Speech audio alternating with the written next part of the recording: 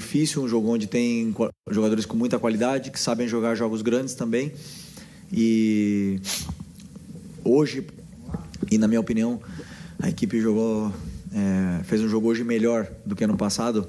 Aquele jogo onde o primeiro tempo estava 3-0 e acabou ficando 3-2. Hoje jogamos melhor que aquele jogo. Porém, não conseguimos concretizar as nossas oportunidades de gol. Eles tiveram um contra-ataque e fizeram, né? E depois tiveram alguma outra possibilidade de contra-ataque, mas, como eu sempre digo, nós escolhemos a forma de jogar e nem sempre vamos ganhar, mas essa é a forma que eu quero. Esse é o estilo que eu quero ver meu time, pressionando, deixando o adversário em dificuldades, que o adversário não consiga tirar a bola do Flamengo, que nós sejamos os protagonistas do jogo. Depois dependeremos, né, da bola entrar muitas vezes ou não, ou desses detalhes que são micro, mas que, claro, que temos muitas coisas para corrigir, como todos os jogos. Felipe, boa noite. Emanuele Ribeiro, do GE. Globo. Como você disse, o Flamengo dominou, criou mais chances, poderia ter saído com a vitória hoje aqui, mas também do outro lado tinha um adversário que montou uma estratégia que foi para buscar esse ponto também. O Inter tirou o Flamengo do conforto ali, claro, que em alguns momentos no primeiro tempo, principalmente com a marcação, né? E a gente viu o Flamengo sentindo a falta desse jogador de criação no meio campo. O Arrascaeta, como você disse, está lesionado, o Gerson também não pôde vir para o jogo hoje, que é um jogador que poderia dar mais força física para o Flamengo ali pelo lado. Sem o Arrascaeta, o Alcaraz emprestado, como que o Flamengo vai buscar uma solução para essa criação ali no meio de campo? O que você acha que dá para fazer no elenco? Hoje você foi com 4 atacantes para o jogo, mas o que você acha que dá para fazer com esse elenco nessa questão do meio campo ali? Estou bem servido. Tinha inúmeras possibilidades para começar o jogo. É verdade que a data FIFA é complicada, porque os jogadores chegam...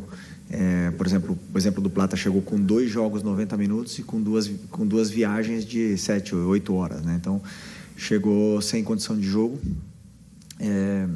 Gerson, Arrascaeta, todos esses. Mas quando falta um jogador, a gente sente falta. Claro que sente falta. Sentimos falta do Vinha, sentimos falta do Pedro, sentimos falta de todos os jogadores, porque o grupo todo disponível é mais forte. Quando falta uma peça, é uma peça a menos que nós temos para poder vencer. Mas os jogadores que entraram em campo, eu estava com plena convicção de que iam fazer um grande jogo, que iam fazer tudo o que o treinador pedisse para eles, e eles fizeram. É verdade que não tinham jogado juntos ainda, e alguns até em funções um pouco diferentes, mas que fizeram perfeitamente. E você bem disse, diante de um grande adversário que não veio para empatar. O Inter veio para vencer o jogo e veio para tentar tirar a bola do Flamengo e ser protagonista e sair jogando, mas não conseguiram. E a gente conseguiu colocar o Inter defendendo em bloco baixo, na área deles, e ter que se fechar. Isso é mérito do jogo de hoje, desses jogadores. Tivemos a chance de fazer, não fizemos, porém, o futebol é assim mesmo. E sobre a criação, como eu falei, tem outras formas de conseguir fazer o time ter essa criação. Aliás, hoje não foi um problema, porque criamos chances de gol. Felipe, Raíza Simplício aqui da Gol Brasil e da revista Placar. Você falou sobre o Flamengo ter realmente criou várias oportunidades hoje, acabou não conseguindo fazer os gols.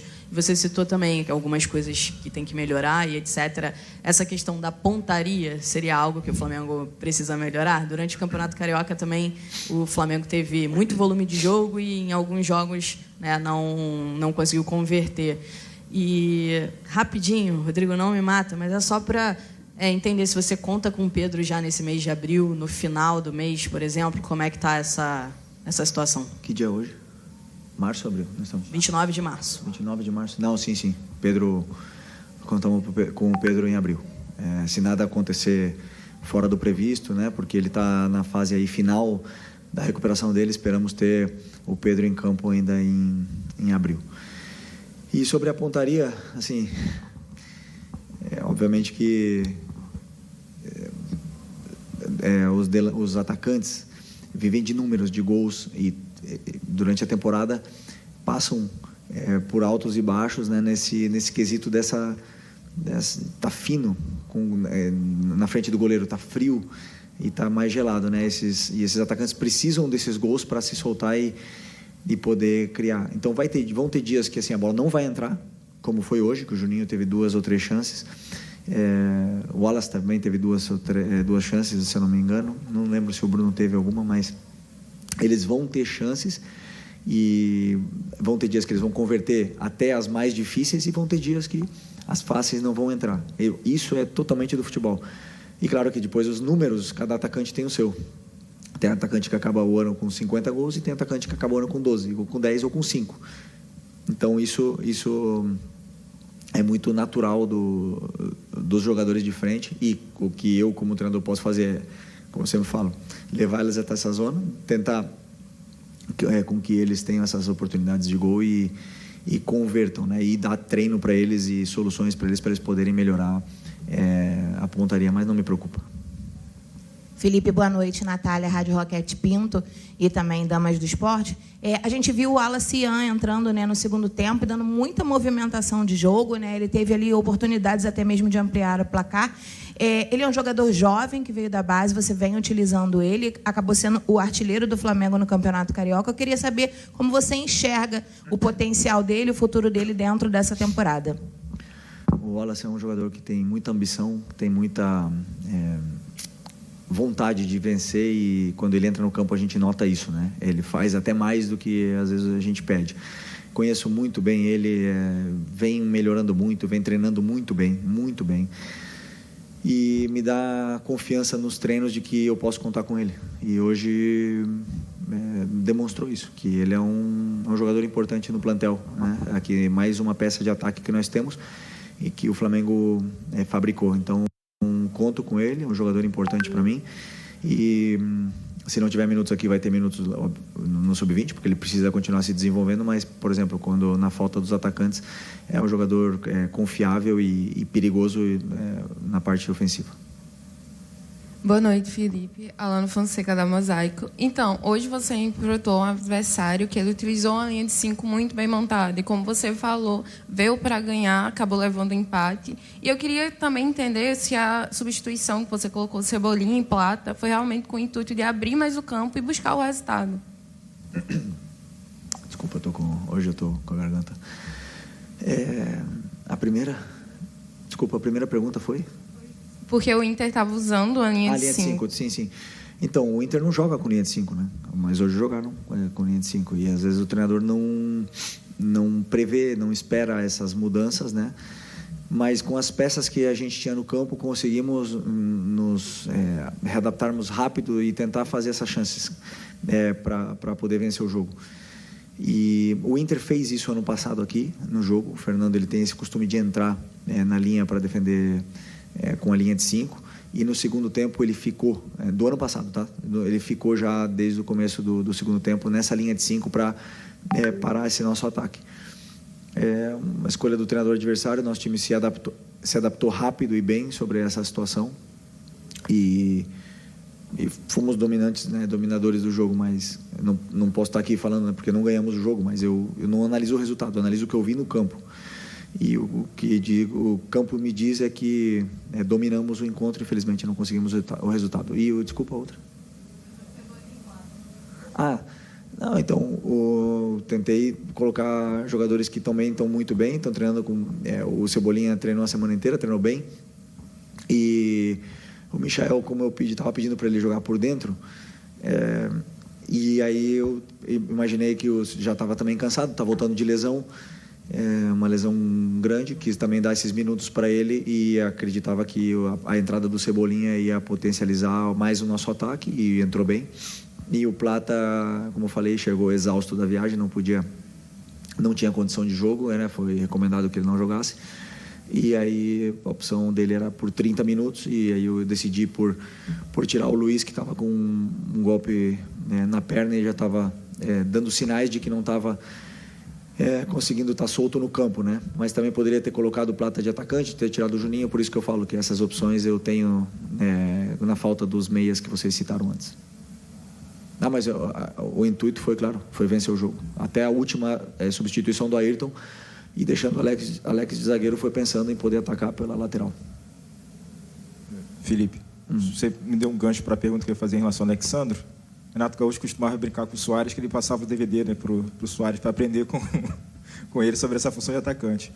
Eu estou numa brincadeira, você meio que tentou replicar o que você fazia com o Alexandro hoje, nessa mudança, nesse ajuste para o segundo tempo, de trabalhar um pouco mais por dentro. Como é que você está imaginando essa dinâmica dele, principalmente nesse jogo de hoje, né? Talvez uma impressão que ele tenha atuado um pouco mais centralizado, fazendo esse meio campo. Se você tem também um prognóstico em relação ao Léo Pereira. Não, eu não posso dar meu DVD para o Alexandre, porque o DVD dele é bom, hein? Não tenho muito para ensinar ali, porque é um jogador dos grandes. É um jogador dos grandes. E não é que eu coloquei ele por dentro. Eu tenho dinâmicas de ataque e faço esses automatismos onde eles têm que ocupar as posições, né? E o Alex, ele ocupa muitas vezes a posição por dentro, mas basicamente era para ele estar aberto, só que eles se entendem bem e acabam trocando as posições em alguns momentos, e ele acaba participando do jogo por dentro porque ele também tem qualidade para fazer e faz muito bem. Então, esse foi o pensamento. E o Léo Pereira, não sei, é um golpe muito forte no joelho, está com dor e não conseguiu acabar o jogo, e espero que não seja nada grave, porque Léo, altíssimo nível. Felipe, boa noite. Boa noite. Essa semana a gente teve o Dorival sendo demitido na seleção, e o seu nome foi muito citado na imprensa como possível substituto do Dorival na seleção brasileira. A gente sabe que a sua cabeça está aqui, o foco está aqui, mas não tem como a gente não perguntar. Até o presidente BAP falou que se fosse meu filho, eu falaria para o Felipe que não é o momento. Eu queria saber a sua opinião, como é que foi ter que lidar com isso essa semana, acompanhar essas notícias, como é que você está acompanhando tudo isso, né? Como é que, a gente sabe que você está focado aqui, mas comentar como é que foi a sua semana. Não, minha semana foi Inter, totalmente estudando e analisando e trabalhando e treinando sobre o Internacional de Porto Alegre. E assisti o jogo da seleção, fiquei muito triste pelo Dorival, porque é um grande amigo. Tenho um carinho muito grande, um respeito muito grande por ele, porque ele me ajudou muito. O Dorival me ajudou muito, desejo muita sorte, sucesso, e não tenho dúvida que em breve nos estaremos enfrentando aí nos campos. E você mesmo respondeu a pergunta, o que é a realidade? A realidade é a minha semana de trabalho contra o Internacional, e vocês me conhecem, eu tenho um contrato com o Flamengo. Tenho um contrato com o Flamengo, não tenho mais agora. A única coisa que eu penso é na Libertadores, Táchira.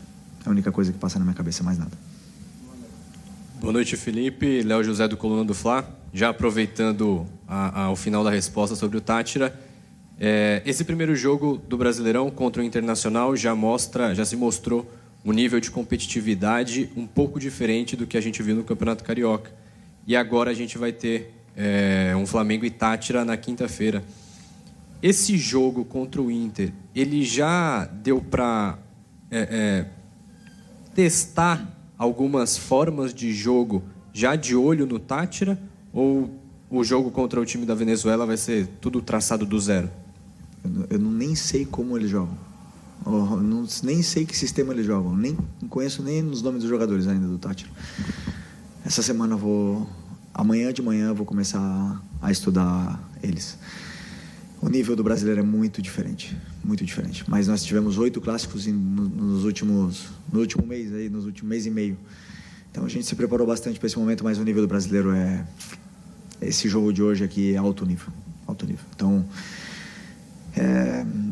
por mais que a gente queira preparar muitas vezes, né, um adversário, quando vem jogadores como Alan Patrick, Wesley, Valência, Borré, o nível é nível Europa. Esses jogadores são muito grandes, muito bons, e é difícil de jogar o campeonato. Então agora queríamos muito ter vencido esse jogo em casa, não conseguimos, porém são 38 rodadas, é um campeonato longo, e vence o melhor e o mais regular.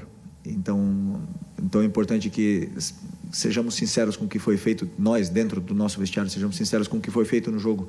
Se tivesse ganhado o jogo jogado mal, teríamos que ser sinceros com a gente mesmo, porque temos que sempre estar evoluindo, melhorando para poder tentar ir em busca desse campeonato.